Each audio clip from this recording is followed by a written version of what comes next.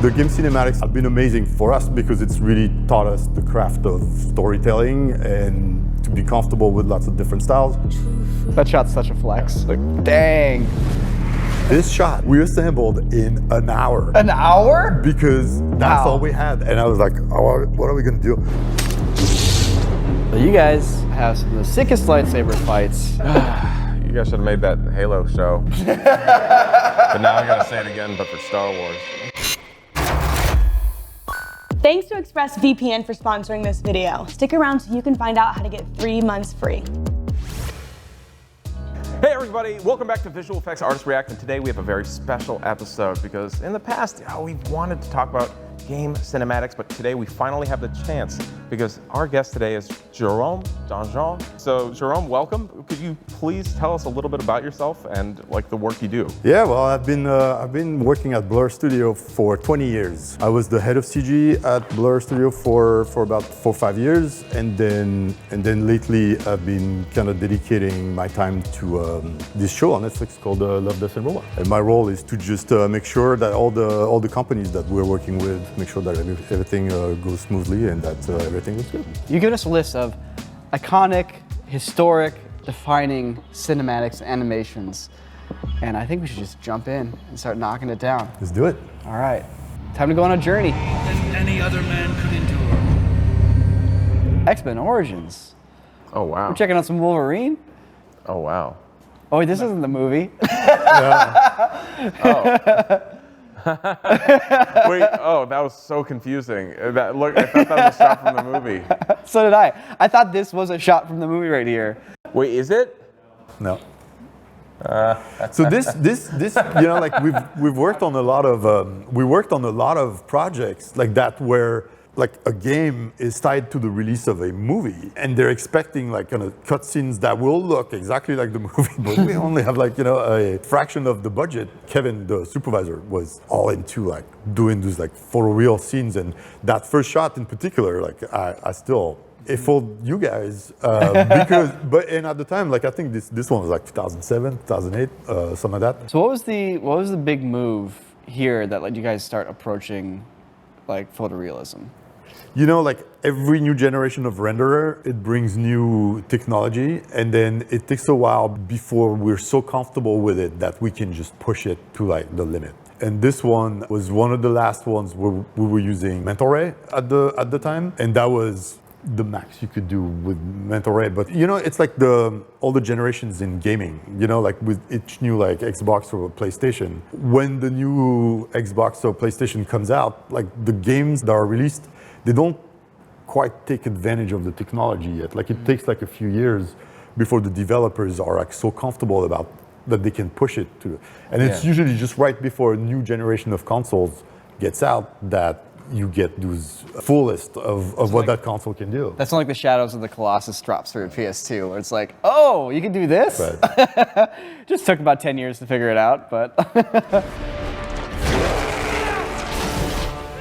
This one was one of those like Tim passion projects because they're superheroes. Mm-hmm. Like Tim would be like, okay, well, we're gonna do this thing in 3 minutes, and then it turns into like, you know, 5 minutes, and then instead of 30 shots an hour, you got like 90 shots. And so I'd be like, no, we gotta stick to 30 shots. But like, you look at every shot, it's like 5 shots combined because like, the camera turns around, and then here's like an entire new group of guys.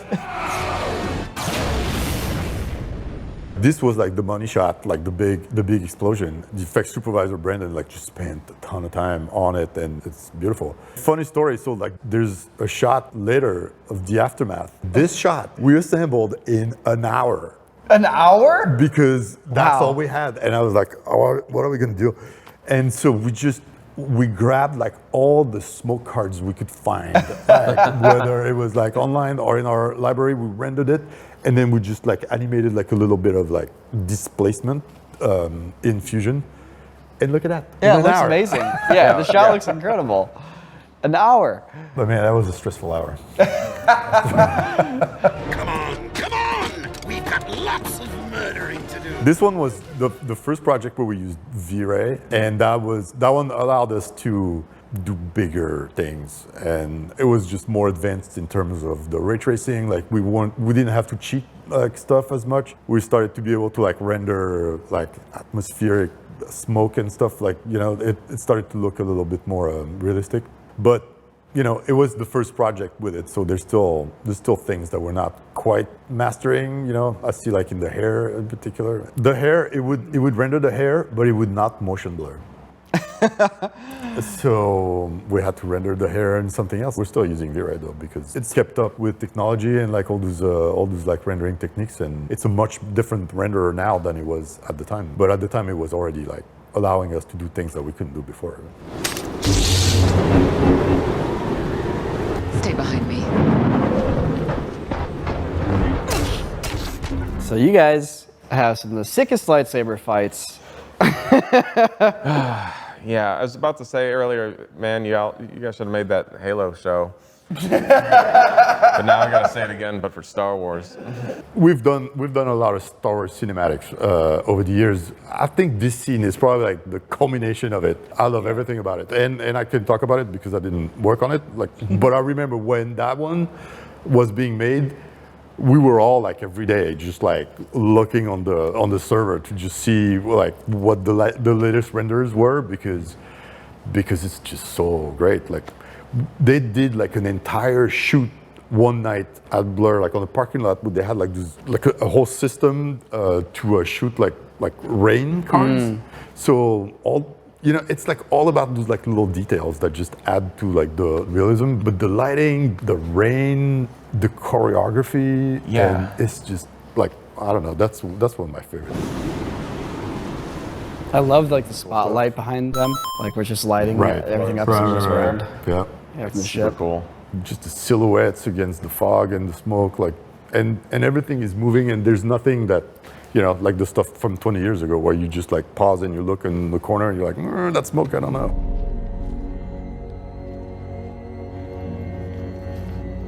And lightsabers are kind of an interesting like technological like thing too, where you can kind of see the advances in the rendering.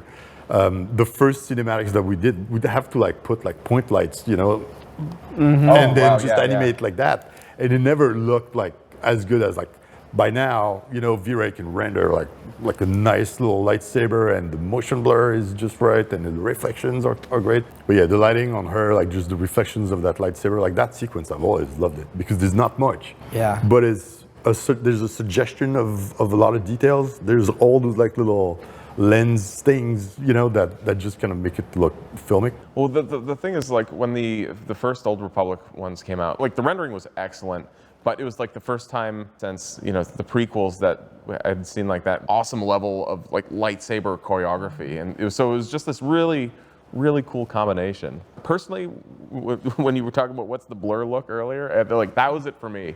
It was like, all right, an actually like really well-crafted lightsaber battle. The game cinematics have been amazing for us because it's really taught us the craft of storytelling and to be comfortable with lots of different styles. And that's always something that we've loved at Blur, like to be comfortable with all those different styles. Like, we've never wanted to be pigeonholed into like one particular style. But the game cinematics, we have fantastic clients that ask us to tell a little story with a game cinematic, and that's really helped the studio and all our directors to just kind of get better at it. So that now Love, Death and Robots is really like the culmination of all those years doing game cinematic. Hey, if you like the show and you're not subscribed, well, consider subscribing. It's that easy.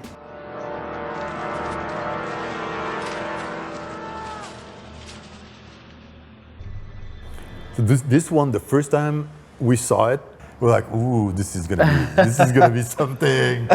And this cinematic, to this day, is still one of my favorite. And it was done by Denjean in Hungary. Huh. That was their first like big project, and then they've put out like a ton of projects. And I've always been grateful for these guys because they've really kept us on our toes and trying to kind of like catch up a little bit, because they were coming from more the VFX side of things, and so they had some techniques and they were using some stuff that we were not really used to using, and you could tell like there was just something extra about that cinematic. So the things that really stand out to me, like, feels like you have a big softbox for the sky and everything has that like soft top-down lighting.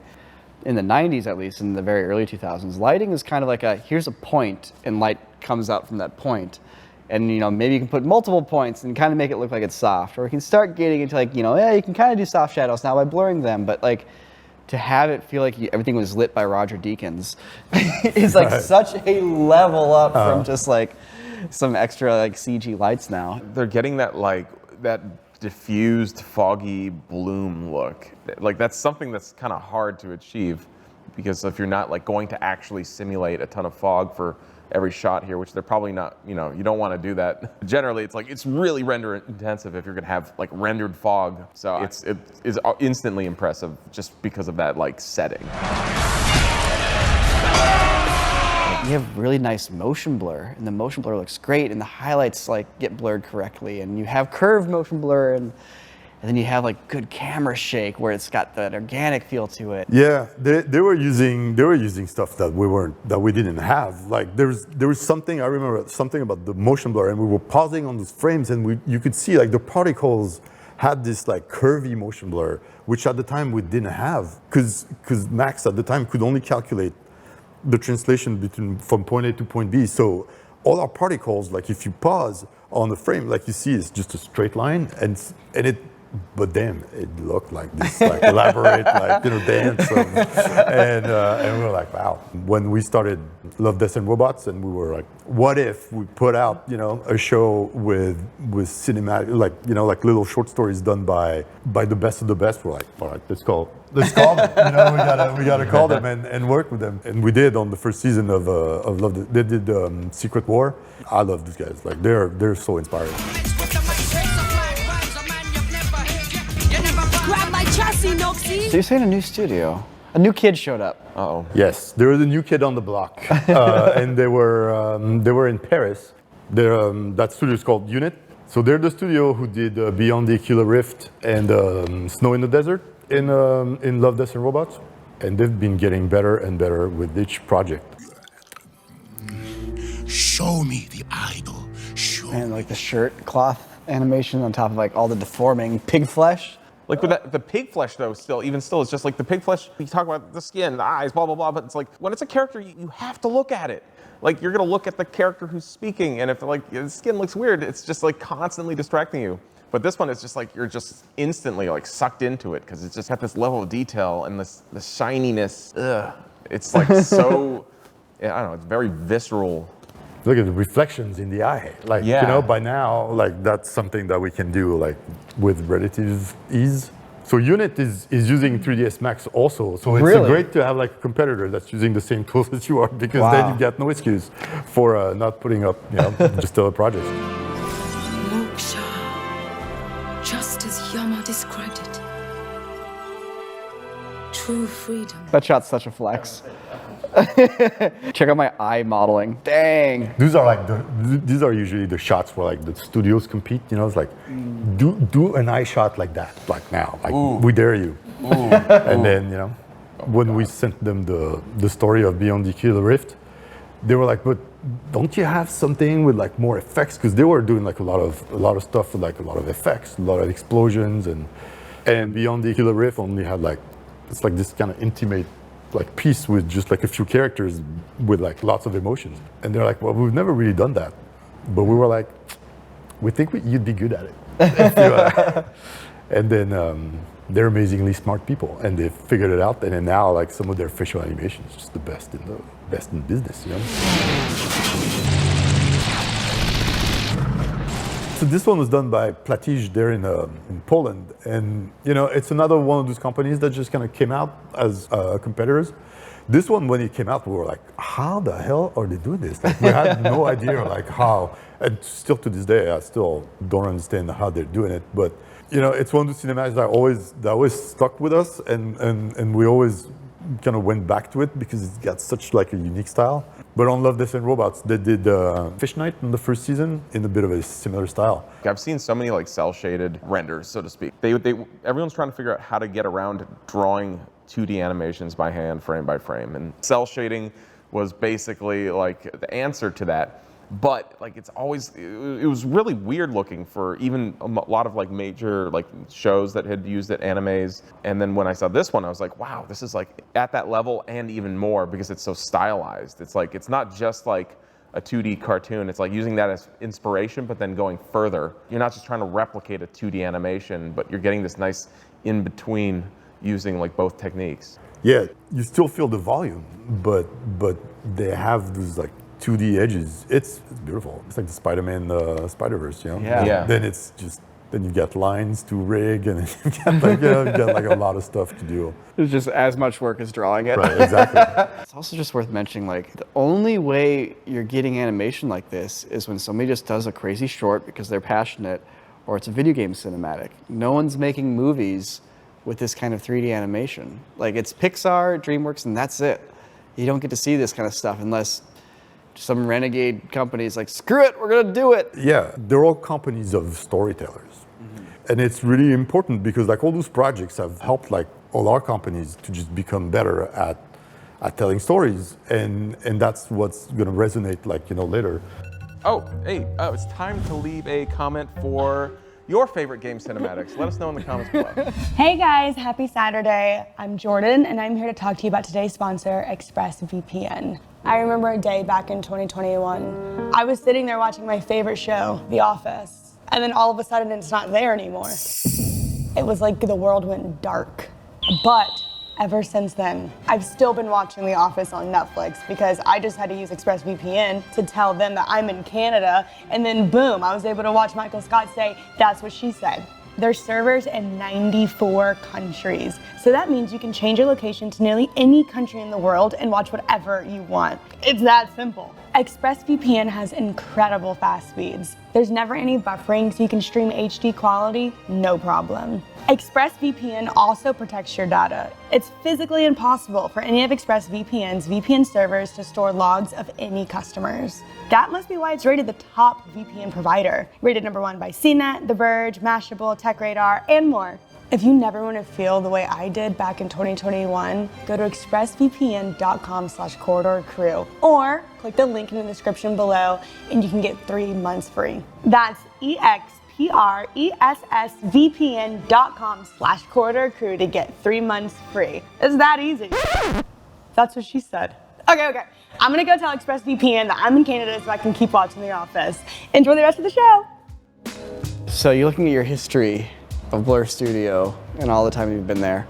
Not counting Love, Death, and Robots, what was your favorite IP to work with? You know, just rewatching them like that has been interesting. What I love about Blur even more than the work is the people that I've worked with and the collaboration and just the way we've taken that studio from 30 people to what it is now. You know, it's a lot of late nights, but it's also like a lot of passion and working with, like, I'm sure you guys are very well aware that, you know, the whole crew, it's a human adventure more than just, you know, more than the results like that are on YouTube. And I gotta say, I'm proud of the studio when I look at all that stuff because it's we covered a lot of ground and we had a lot of fun doing it. Man, this is really cool. It was such a neat trip down both memory lane, but also just like game cinema history. Yeah. And the experiences that you shared with us, the observations, the thoughts that you've had, it's been invaluable and super cool. And thank you for joining us and sharing all that. And thank you guys for having me. Like it's been great. It's been great to like, you know, talk about all this, like just see it all again. And I hope I cast a little bit of light on certainly the history of some of them. We'll have to do this again sometime. Yeah. Cool. All right, everybody, thank you so much for watching. We'll see you in the next one.